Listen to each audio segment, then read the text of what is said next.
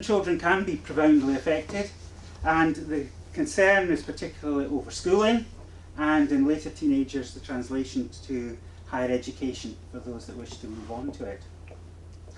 The fluctuation can be much more dramatic than in adults and can present with severe exhaustion, the weakness, pain and mood changes that make life for the children and the parents and carers very challenging. The pain can be quite permissive, and again, as when you're assessing adults, the pain can present very profoundly, but again, there are no clinical inflammatory markers or biomedical markers to point to any other joint or muscle problem. They are fortunately more likely to recover. And the milder ones recover even better and more quickly. Thanks. As far as the good practice statement was concerned, what we can offer is basic good clinical practice for children based on GERFEC, which I'm sure most the medics among you will be well aware of.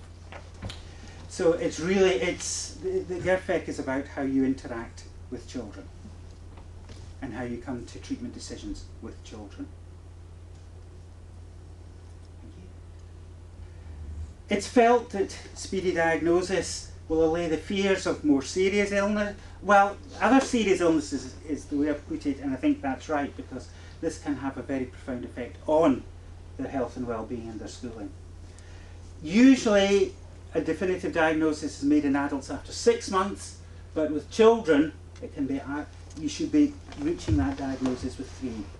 And the diagnostic criteria is the same as for adults. And again, the presentation very much the loss of energy, fatigue, the cognitive problems, their ability to sustain schooling and homework just goes way down. And interestingly, it appears that it goes for maths before it goes for language subjects. Disordered sleep patterns, particularly in the initial stages, again, the oversleeping. Change in weight again, and GI symptoms are usually well documented. Investigation is similar as for adults.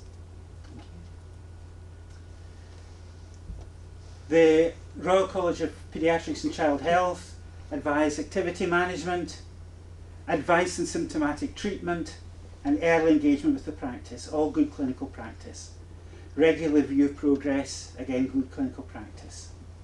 With specific advice on diet, sleep problems, pain management, psychological support, and comorbid depression where present.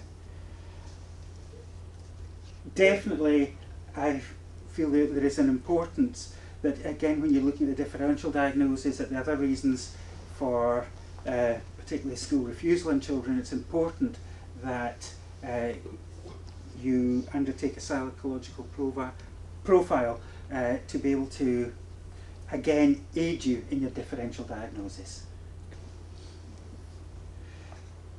Children can be very profoundly affected. I'm working with a child at the moment with the classical symptoms, and the family can need a lot of support as well. Specialist referral where it exists. Community OT referral can be of value as well for, again, the nuts and bolts of living at home. Monitoring and review is something that children and their families find valuable support for them. They can have great difficulties in maintaining schooling. That's the biggest single problem for children. As I've said, it's important to exclude other defined causes of school absence. I can think of one instance particularly where a child feels a great sense of failure and not being able to keep up at school. The socialisation that comes with going to school gets lost as well, and the negative feelings of feeling socially isolated compounds it all. I've been fortunate and I've been able to work with this child with the school, and finding I'm fortunate in that the school themselves are very supportive. They have been supportive about providing home tuition, providing somewhere where the child can rest at school as well, to allow the child to have socialisation as well. And we're at the moment looking at how we can move forward with the child's schooling at a rate that is appropriate for the child. There have been high-profile cases of children being taken into care and the initiation of child protection.